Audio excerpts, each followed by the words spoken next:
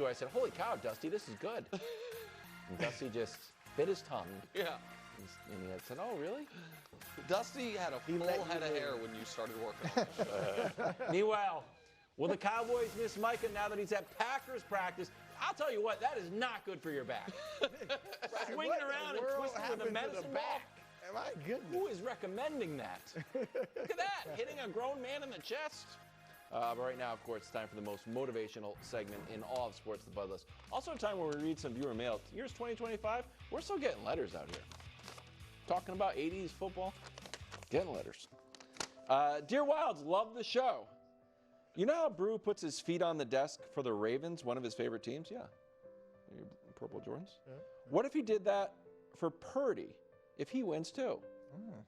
That actually was like a clever idea.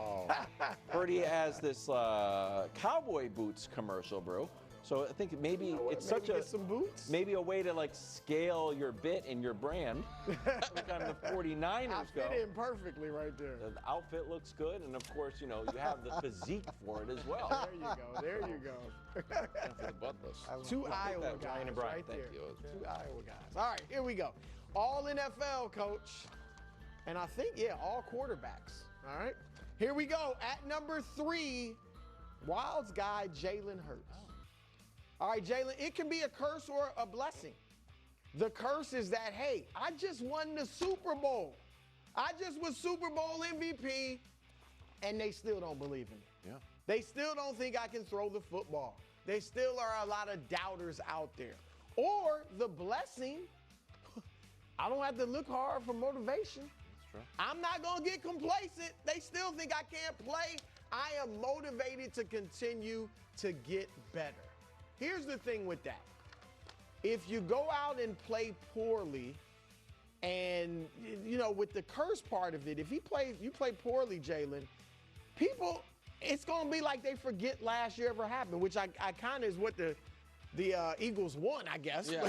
But that's what it'll be like. It'll be like if Jalen has a few bad games, don't you think? A little bit. People will kind of be like, do we have the quarterback for our next 5 years? Is he the one to lead us? All of that stuff.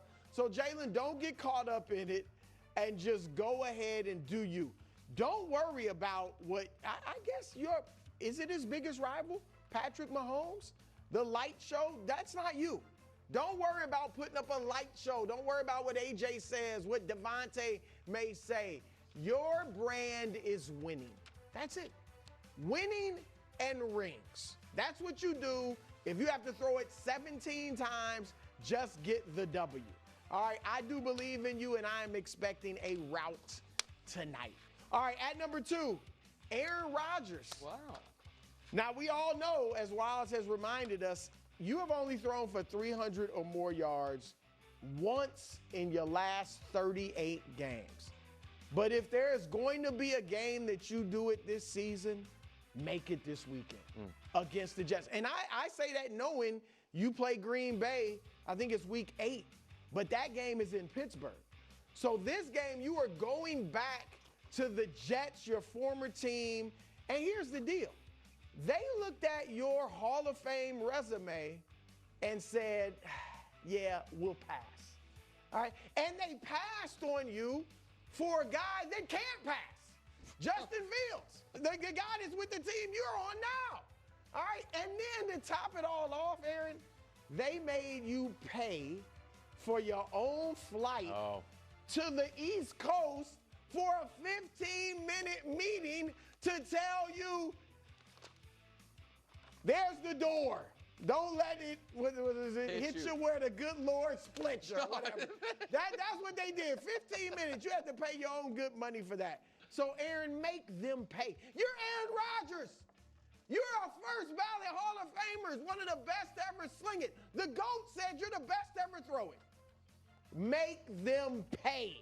Because if you don't, if you lose this game, all the good vibes, everybody's excited in your locker room in Pittsburgh. Tomlin, I think, is excited. It's all gone. It's all gone. It's finito, kaput, if you don't make the Jets pay. I don't know if I believe it. You sounded like you did. But, I pulled for good stories.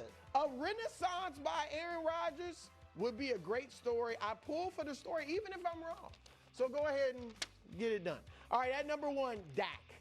I mean, look, Dak, you are now the face of the biggest franchise in American sports. And I guess technically you've always been the face, or at least the last several years.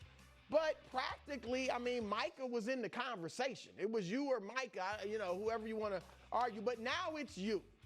It is all on you, and it's kind of good. Nobody's expecting much, as far as outside of the building. No one expects anything from you guys. So you're kind of playing with house money. If you go out there and you play fantastic football, put the team on your back, you are writing your legacy and taking it to another level.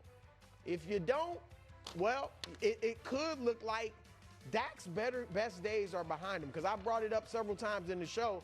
You weren't good last year. You played half the year. I mean, it wasn't 4 games, 3 games. You played 8 games. You threw 11 touchdowns with 8 picks and a low passer rating.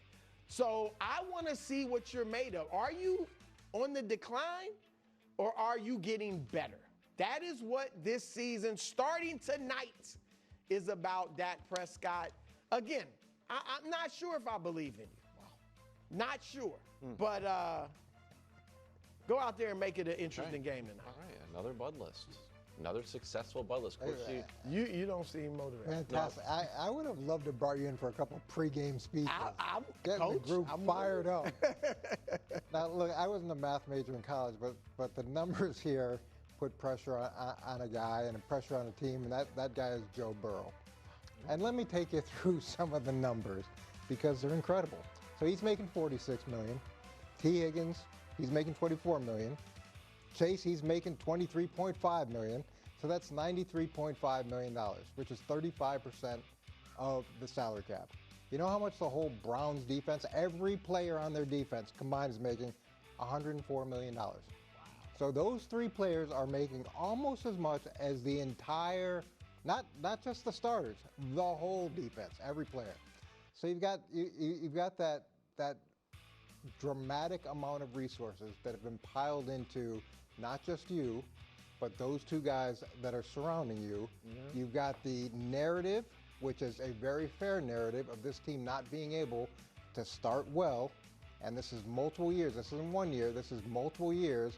So now you're healthy. You've got your guys. You've added weapons at the tight end spot. You've improved some in the offensive line. You've got this incredible opportunity to write a totally different story and change the narrative, but it's got to start this week. Wow, I like it. Great addition. He is absolutely on the board. Can I just also share with you a little bit about what he's saying? Do we have that? Do we have that? That sound, just so you can hear. That's what sports are. That's why we love them, and I'm excited to go out there and put on a show. He's gonna go put on a show. Wow. He did say I'm putting on a show. I like that. All right. Can I?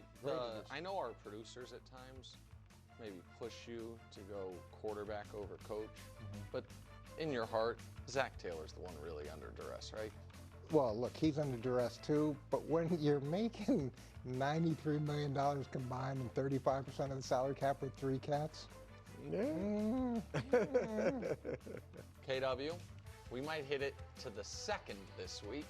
Something it's you want to say? About 4:10 on a Thursday. And I know you're thinking, last time you guys did this, the sports media ombudsman talked about how we shouldn't be discussing Micah Parsons and the Packers because there was a little internet flare-up. Wow. And then half an hour later, the sports media ombudsman it was a rough one. Okay. That's not exactly what happened, but it's partially what happened. So it's time now, whether you like it or not, for the sports media ombudsman. It is, and last week was a tough one. It was. Well, we did chastise local media for running with John Kuhn's tweet about Micah to the Packers and making Brian Gutekunst answer for it when Brian Gutekunst had more important things to do, like negotiate a trade for Micah Parsons. However, we are back with one back on the horse that is going to correct some misinformation and then likely ruffle some feathers. Oh. And I am talking to sports media and sports fans. and it is time we all start watching the NFL like adults. So here is the misinformation. There are going to be a few commercials on RedZone this year. People are blaming ESPN. Listen, I'm not above taking shots at the competition. This ain't on them, though. They don't own it yet. They haven't taken it over yet. And by the way, if you were paying attention to RedZone last year, they already did this. There are commercials on RedZone a couple weekends last year. Are we going to miss any of the game? No. They're just going to go split screen 4 times for 15 seconds each and show you a Burger King ad while you're watching the game split screen. That's it. That's all that's going to happen. And honestly, we've been spoiled by having RedZone as we've had it the last 20 years anyway, so everyone stop whining. But that's not really the take. The take is this. And this is controversial. Oh, this night. But in my bones, everyone knows I'm right. You cannot be a self-respecting, die-hard NFL fan if the only way you consume football is through RedZone. Watch a whole game like an adult. Second screen, supplementary, on your computer, fine. But don't tell me you love the NBA. Like, what game did you watch last night? No, I just Bleacher Report speed, saw some highlights. You don't learn anything. You don't know anything. And sports media, you can't cover the league if you're just watching RedZone. We got to learn, Coach, how a team matriculated the ball down the field, not just the candy of the touchdowns and the turnovers and the punt returns. So if you are a true football fan, throw on a full game, have RedZone secondary, whether it's on your phone, computer screen. If you have multi-TV setup, that's fine. And if you're just a casual fan, just following fantasy, no problem.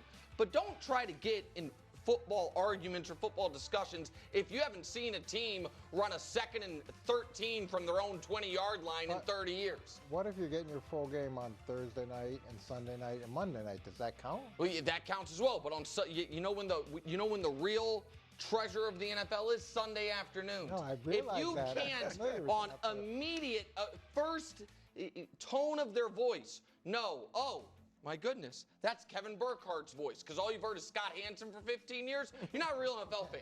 I'm telling you right now. So don't blame ESPN for something that's not them, and also watch the NFL like an adult, please. Turn on Fox, turn on CBS, have RedZone in the background. Give me a break. That's a nice bounce back from last. Thank you, bro. Because RedZone is an awesome supplement. It's an awesome supplement. Yes. But it'll drive you crazy trying to watch that by itself. Yeah. That's all you watch. Also, you don't know. I don't agree with the ad take, though. I don't think the ad should be there. Oh, it's 15 seconds. It's 1 minute of your I like Sunday. the split screen so you don't miss anything. It feels a little greedy. Who you got? What's up, KW? I don't know about that take. I just don't know about it. Just chastising fans. Is that you? I'm a monotasker. You you know me. Okay. I'm Patriots Patriots, Raiders all at day. 1, and I got RedZone there. Yeah, exactly So granted, right. I do that, You But do you exactly are what I'm watching saying. one game. but I'm not calling Watching everyone full else who game. doesn't do that children. Well, tough love. It's just what it is. I am putting the tush push on the Bud list, Brew. I think the clock is ticking on the tush push. So don't get me wrong. I know the tush push is an unstoppable, unfair play because Jalen Hurts runs it. Now, granted, we saw the playoffs kind of come sputtering to an end for Josh Allen when he didn't make the tush push. And then week 1, Ohio State, was not Arch a Manning. tush push. Exactly, it wasn't. It tried to be. But if this score all of a sudden was 14-14 and Arch Manning could drive the Buckeyes, the Longhorns, down the field for maybe a game-winning field goal, the whole narrative would change.